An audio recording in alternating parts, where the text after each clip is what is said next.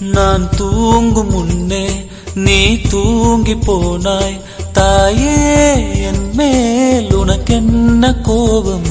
கண்ணான கண்ணே, என் தெய்வ பெண்ணே, கண்ணில் தூசி நீ ஊத வேண்டும். ஐயோ ஏன் இந்த சாபம்? எல்லாம் என்றோ நான் செய்த பாவம்.